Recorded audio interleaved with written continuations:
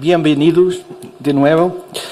A doutora Alicia Canto traz-nos um velho problema, revisita um velho problema, precisamente sobre a possível fundação cesariana de Augusta Emérita. Tenha a bondade.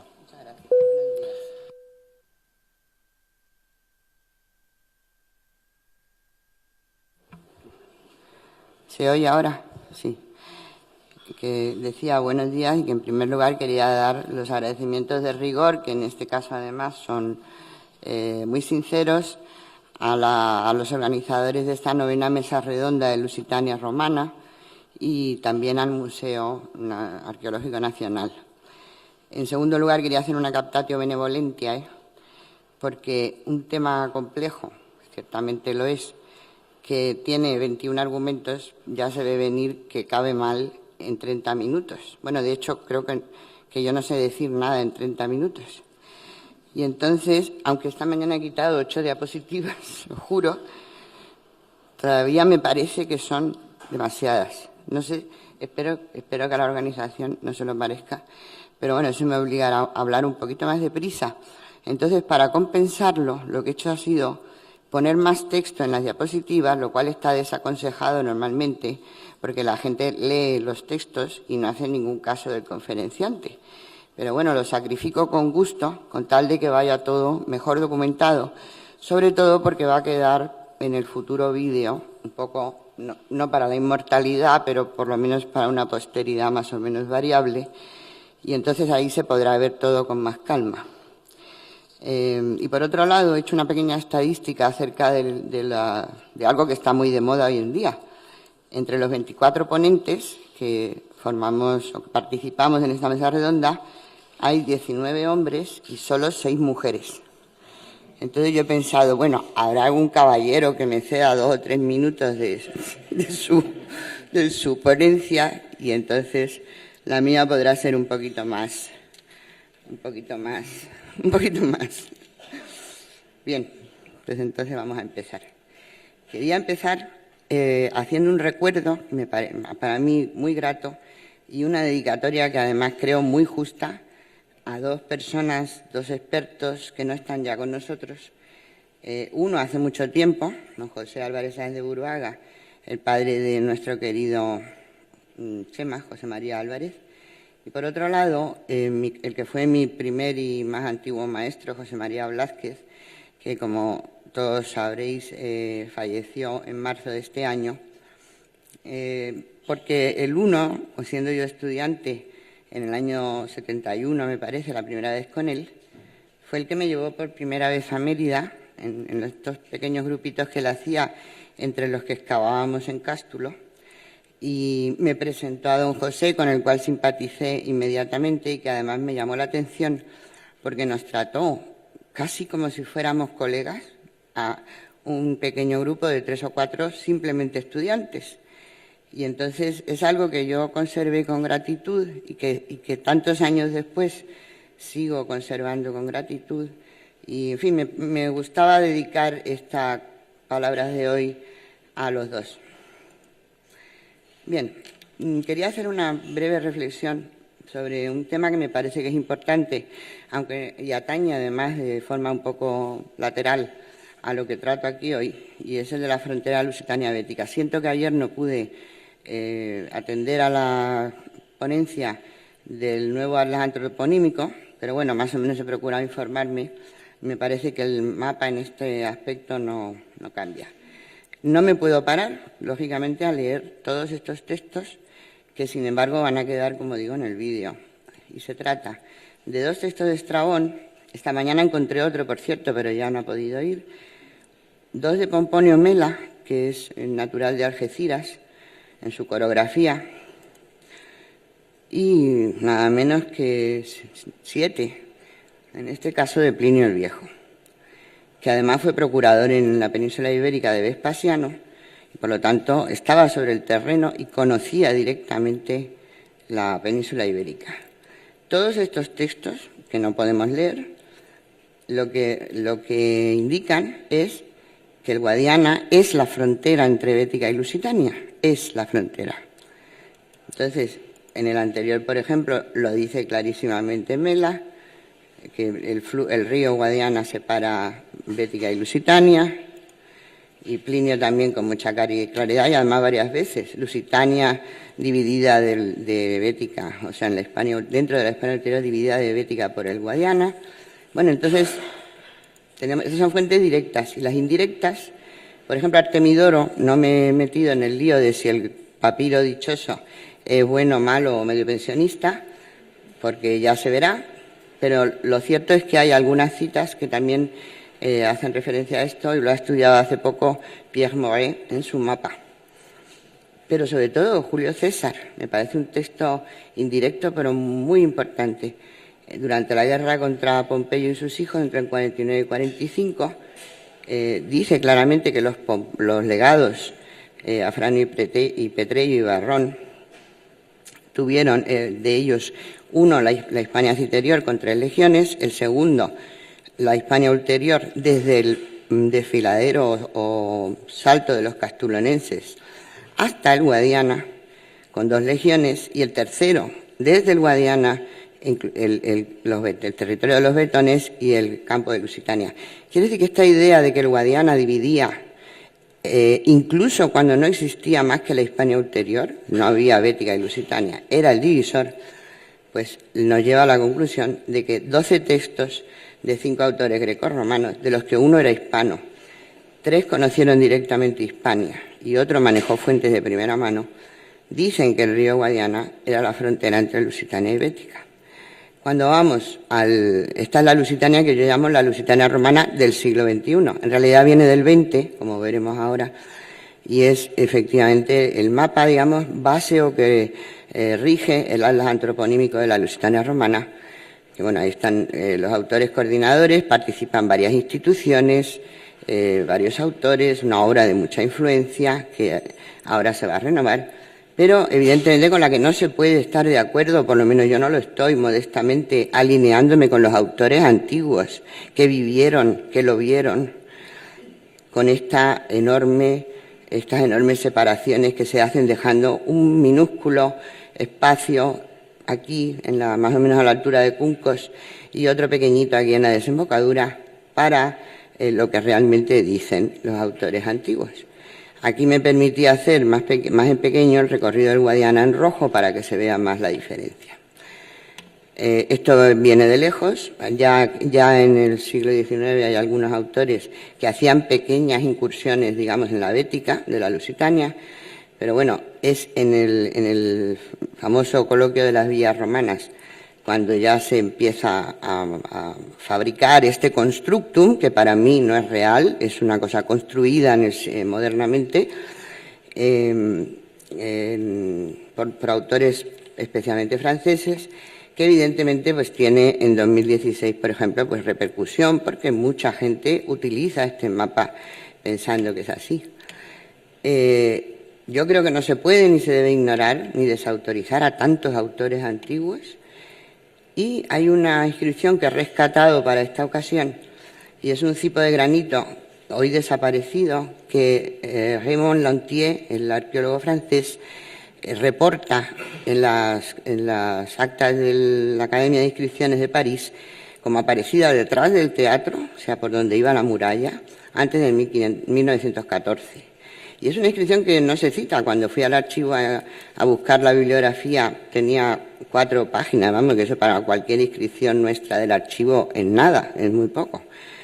Y llamó la atención de los espectadores de los oyentes, de los presentes, sobre el texto que pone Finis L, ponía, y debajo un SAR, que evidentemente hay que restituir como Caesar. Porque efectivamente finis en latín significa frontera o límite. Debajo habría una mención de Caesaris, probablemente con iusu, es decir, por orden de, que era lo habitual, y luego la línea L podría ser o no de Lusitania, pero diría que hasta da igual. O sea, realmente un finis detrás del teatro de Mérida es algo. Y entonces, por lo tanto, el argumento principal para mantener que el Guadiana era la frontera tiene que ser no lo que diga yo, lo que dicen los autores antiguos que lo vieron. Y luego los casos, no puedo entrar claro en lo que se aduce para lo contrario, Medellín, Fines, la Pasión de Santa Eulalia, todos tienen otras explicaciones diferentes. Y voy con la Fundación Romana de Mérida a lo que he llamado un axioma muy problemático. El axioma: terminadas las guerras cántabras, pero se dice que exactamente, siempre se dice que en el año 25 a.C., Augusto, licenciado a los más veteranos de su ejército, les permitió fundar ex novo una ciudad en Lusitania que se llamó Emérita Augusta. Esto es lo que más se lee, aunque lo correcto es Augusta Emérita, siempre el nombre propio de las ciudades, y por supuesto en el caso de las indígenas más todavía, siempre va al final de la titulatura, digamos, de la ciudad. Lógicamente, pues siguiendo un poco en esa línea que se lleva hace mucho tiempo, y desde que yo empecé a estudiar este tema y dije otras cosas, que fue el año 87, o sea que digamos, este tema para mí también es veterano, es emérito, dentro de mis publicaciones es un tema emérito, pues se sigue celebrando a Augusto como fundador de Mérida, o por ejemplo también el consorcio lo hace en el famoso año 2014 que bueno, estuvo lleno de homenajes y de etcétera. ¿En qué se basa este axioma? Pues en un autor de los años 230-235 después de Cristo, Dion Casio, que escribe en griego. Nos saltamos el texto en griego y vamos a ver, pero bueno, llamo la atención sobre la palabra ktisai, que no tiene este verbo. Las traducciones que se usan siempre: terminada esta guerra, Augusto, licenciado a los soldados en mérito, les permitió fundar en Lusitania una ciudad. A la conclusión de la guerra, fundar una ciudad en Lusitania. Les concedió que fundasen una ciudad en Lusitania, es decir, siempre con el concepto fundar, que se traduce en fundar ex novo, según todos los autores prácticamente. Ahora bien, ¿qué significa ktisai en época de Dion Casio? Es decir, esto es griego, pero había griego desde muchísimos siglos atrás. Y todos sabemos que todas las lenguas evolucionan a veces de forma muy notable. Bueno, hasta 1989, en realidad, sí, en 89 nunca fue sometido a crítica. Este ktisai, en época de Dion Casio, no significaba ya fundar ex novo, significaba construir, edificar, ampliar algo que ya existe, embellecerlo. Entonces es una cosa que, aunque los varios autores que han tratado un poco de contestar a mis argumentos, que en el año 89 eran 11, ahora son ya 21, sobre este es sobre el que menos insisten, y este es el principal argumento. En griego no se está diciendo lo que se cree que se está diciendo, y esto no se puede esquivar, mirar, etcétera. Bien, no usa, como digo, esta palabra, de la que significaría fundar ex novo, y el propio Dion Casio, en otro texto, dice que fundó ciudades en el año 15 Augusto, pero no usa ktisai, usa apoikitzo, que sí que es fundar algo ex novo. O sea, tenemos comprobado en el propio autor, en el mismo autor, el uso diferente cuando dice una cosa y cuando dice la otra. Yo me apoyé para esta propuesta en una monografía de mucho éxito que ha sido reeditada de Michel Kasvitz, el vocabulario de la colonización en griego antiguo, que estudió precisamente las familias verbales de ktitzo y de oikeo y kitzo, en el año 85. Y él llega a estas conclusiones. Entonces, él no trata de Mérida, evidentemente, como tampoco trata de Córdoba, que es otro caso donde aparece ctisma y hay que aplicar lo mismo, que tampoco es, o sea, que también encuentra resistencia. Bueno, pues Tistes, en esta época, dice Kasvitz, que significa construir, constructor. Tistes es el constructor y Tisis es la divinidad específica y la verdadera expedición colonial es apoikia. Por lo tanto, lo que Dion Casio dice en su famoso texto relata el asentamiento de veteranos no como una fundación ex novo, sino como una ctisma, una edificación, una construcción, una largueza imperial, un regalo energético sobre una ciudad previamente existente y, por ejemplo, por eso le llama polis, le llama ciudad. Y aquí tenemos la prueba, muy poco después de que escribiera Dion Casio, de cómo Tisis, cogemos el mismo verbo, lo estudiamos en sustantivo, personifica el evergetismo y la construcción. Entonces he traído, hay más ejemplos, un emblema de un mosaico de Curion en Creta, donde vemos a Tisis, aquí, con su regla de albañil. Y en este lado un mosaico que ciertamente es posterior, pero se mantiene dentro de los esquemas clásicos, como se ve por el carpos que aparece aquí con el cuerno, donde también tiene la personificación, tiene la regla de albañil. Por lo tanto, si seguimos a Dion Casio, había una emérita anterior en la que Augusto asienta más veteranos y además más tarde la convierte en colonia estatutariamente y además la convierte en capital de la provincia de Lusitania, que se crea en un momento posterior al de la supuesta fundación que se viene barajando. Como digo aquí que hay otros 20 indicios más, aquí tenemos los argumentos de varios tipos para una emérita anterior, al menos cesariana. Aquí he cogido una cosa que me da mucha rabia cada vez que viajo, y es ver una vía de la Plata que va de Ayamonte a Gijón o de Ayamonte a Santiago de Compostela.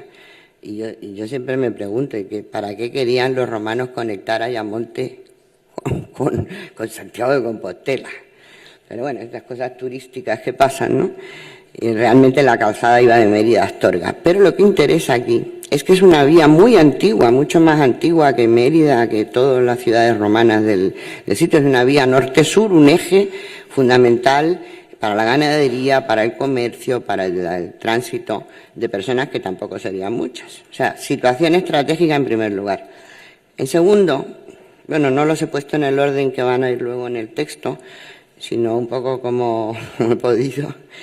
Y entonces aquí tenemos la actividad municipalizadora de César entre los años 61-60, que fue pretor en la Hispania Ulterior, y los años 49-45, pero sobre todo en el 45, después de que gana en Munda, que él empieza una gran reorganización de la península.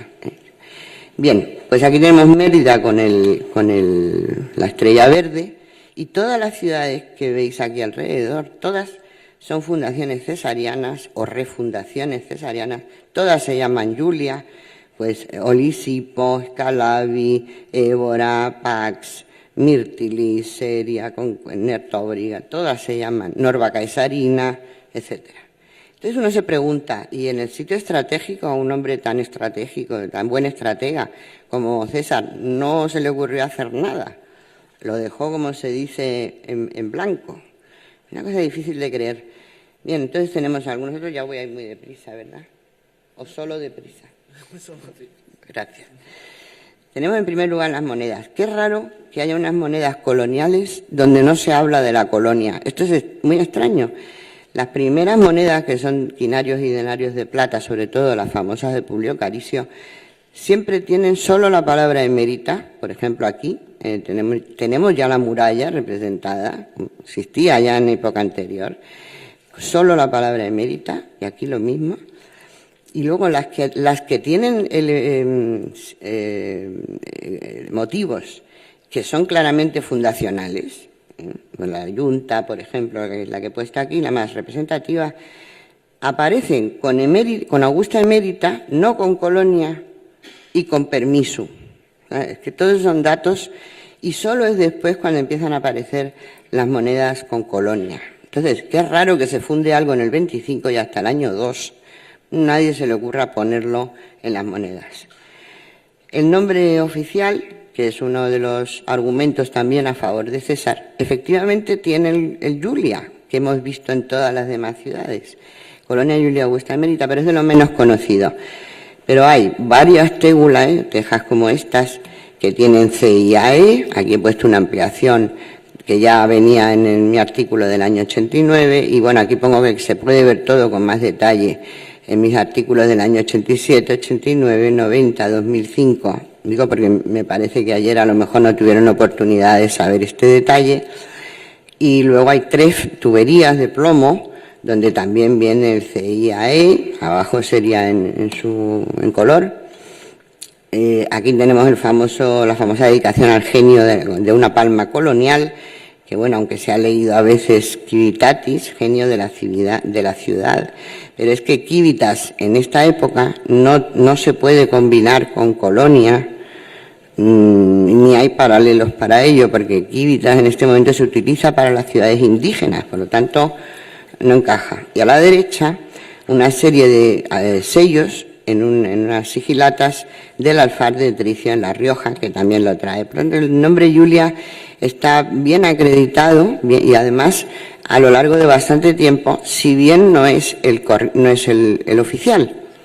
Pero bueno, de eso hay ejemplos también. Bueno, otros materiales ya desde el punto de vista arqueológico, los arrabiati que llamó Walter Trilmich, Walter Trilmich, que son retratos de un carácter tardo republicano, no son muy augusteos, idealizados, etcétera. Reflejan muy característicamente rasgos reales de las personas, y de estos hay varios. Y bueno, hay por ejemplo, me hizo gracia traerlo porque esto se conoce muy poco. Estamos como un poco compartimentados. Los prehistoriadores usan sus materiales, los de Romano usamos nuestros materiales, pero hay una cantidad de cosas que hay que tener en cuenta desde las dos áreas. Y una es, por ejemplo, yo he puesto aquí solo dos ejemplos, hay más, los ídolos estos de piedra pulida del Cerro de San Albín, o sea, digamos, en pleno anfiteatro, podríamos decir, o bien este león, que no tiene nada que envidiar, bueno, un poco roto, a los demás que conocemos prerromanos, pero bueno, hay una serie de materiales ahí bastante antiguos que dan que pensar para un sitio que se funda ex novo. Y luego, ya muchos más argumentos que los he puesto resumidamente. La tribu Papiria no es la de Augusto, es la de César. Hay ejemplos, Narbona, Casandra en Macedonia. Las legiones fundadoras, la Quinta Lauda y la 10ª Gémina, son unidades que algunas las recluta el propio César, que luchan con él en Munda. En Munda llevaba la Quinta Lauda a la izquierda, la 10ª Gémina a la derecha. Y las fuentes siempre las asocian con César. Luego hay unos epitafios de veteranos emeritenses en la tribu Papiria, que son todos anteriores al año 25. Pues casualmente lo eran de legiones como la 20, como la 30, que abandonaron Hispania antes del 31 a.C. ¿Qué hace esa gente ya en la Papiria, en Mérida, antes de la supuesta fundación? San Isidoro de Sevilla, que en vez de usar condidit, que es fundar, para varias ciudades españolas que cita, cuando llega a Mérida dice, en Meritan Caesar Augustus edificavit. Curiosamente dice que la edificó, no que la fundó, y que le dio su nombre porque dejó veteranos. Las fuentes árabes, que son muy importantes y en las que no me puedo parar, pero una de ellas, que repiten 6 autores, documentan el hallazgo en las puertas del Alcazaba, o sea, en la muralla. Antes había unas lápidas que arrancan los árabes para colocar las que todos conocemos. Y estas antiguas, estas anteriores, hablaban de la construcción de una muralla por tramos, lo cual es un tipo de construcción muy característica de los municipios, que precisamente se distinguen porque son los ciudadanos los que hacen los principales elementos de la ciudad en vez de las legiones, como pasa en las colonias. Luego es muy raro también que se cree una nueva provincia y la capital se deje totalmente excéntrica, es que está pegando a la Bética. Eso no es una cosa normal, por lo cual yo creo que es un caso como el de Tárraco. Tárraco también no tiene mucho sentido que esté totalmente en el extremo nororiental de la península ibérica, con lo grande que es la provincia de Hispania Citerior. ¿Por qué? Porque Tárraco existía antes. ¿Por qué Mérida está en esta situación fronteriza? Porque cuando se creó eso era todo ulterior, digamos que daba un poco igual, y después se queda incorporada y además como capital porque existía antes. Después hay otros detalles, digamos, desde el punto de vista arquitectónico, urbanístico. El puente no se alinea con el eje, los foros son asimétricos, el colonial y el provincial. El anfiteatro estaba tan pegado a la muralla que es que la muralla forma parte del muro oriental del anfiteatro. Es una cosa completamente insólita. Y las excavaciones del año 2008 encontraron, parece que son de Antonio Pizzo, encontraron una torre de la muralla que estaba para facilitar el acceso o la salida de los espectadores al anfiteatro. Y por no hablar de la olvidada o incluso intentado que se olvidara tumba que encontró Alejandro Marcos Pous en los años 60 en plena arena del anfiteatro. Una tumba, y desde luego no puede proceder de una época posterior. Y luego uno de los datos más importantes de los que uso es que Augusto en su Res Gestae, que se me ocurrió mirar hace muchos años, no dice que hiciera fundaciones coloniales en las provincias entre el año 31 y el 1615. Él cita sus fundaciones en el 31 y en el 1615. No dice nada de que fundé después de las guerras cántabras. Hombre, siendo la más importante y uno de los motivos de la Arapacis, pues se les podía haber ocurrido y sin embargo no. Por lo tanto, estoy acabando, aunque parezca mentira, no voy mal. Por lo tanto, voy a hacer la conclusión de mis palabras con las de Higino el Agrimensor, que es uno de los autores más conocidos para el territorio de Mérida, para estudiar el territorio, porque en su Constitutio Limitum, es decir, un estudio sobre el establecimiento de los límites, en el capítulo 142 dice: el propio Divino Augusto, después de haber, esto sí que lo voy a leer, el propio Divino Augusto, después de haber distribuido la paz a todo el orbe, estableció como colonos a los ejércitos que habían combatido bajo Antonio o bajo Lépido, tratándolos igual que a sus propias legiones, a unos en Italia, a otros en provincias. Para unos, a los de Italia, habiendo sido destruidas las ciudades enemigas, hizo nuevas urbes. Para otros a otros en provincias, los asentó en ciudades antiguas, es decir, ya existentes, en lo que él llama vetera ópida, y los llamó colonos, es decir, les da una nueva denominación, les da un nuevo estatuto de colonos. Por lo tanto, casi no necesito ni escribir yo la conclusión. No obstante, como hay bastante resistencia y bueno, pues no me podría poner a citar aquí muchos autores, algunos incluso no han encontrado los 11 argumentos, ahora los voy a enumerar cuando publique esto detenidamente para que no se pierdan, y ahora son 21, pero bueno, hay muchos autores, y Cordero Ruiz hace poco, y la arqueología espacial desde el punto de vista de los límites de la bética. El tema sigue interesando mucho, pero se aprecia resistencia a aceptar todos estos argumentos. Claro, ¿qué más quisiera yo que apareciera una inscripción que dijera: yo, Augusto, en el año X, fundé tal, o yo, Julio César, y nos sacaría a todos de duda. Pero creo que eso no va a pasar. Lo más próximo que tenemos pues, es el Finis Lusitania o las inscripciones que acabo de poner. Yo no pierdo la esperanza de todas formas, como es lógico, y lo que sí que creo es que a lo mejor nosotros estamos muy atrancados en la cuestión y que van a ser los jóvenes, que es en los que casi para los que trabajo yo ya hace años, para las generaciones jóvenes, son los que van a decidir este dilema cuando analicen fríamente, sin ningún otro condicionante, los datos disponibles. Y de momento pongo para terminar este cartel que guardo con mucho cariño. Se ven las chinchetas porque lo tengo pegado en mi despacho en la Autónoma. Cuando fueron los alumnos del grado de Ciencias y Lenguajes de Antigüedad de visita a Mérida, me pidieron que les diera una conferencia sobre la ciudad y sobre estas cuestiones. Y entonces, bueno, pues fui, se la di, les gustó mucho, hubo preguntas, tal, y me fui. Y para mi sorpresa, cuando unos días después volvieron, me dieron el cartel que habían hecho para anunciar el viaje. Y vi que ponía Iter ad Juliam Augustam Emeritam. Y me dijeron: es que usted nos convenció muchísimo. Y es lo mismo que espero haber hecho con ustedes, o por lo menos haberles sembrado algunas dudas. Muchas gracias por su atención.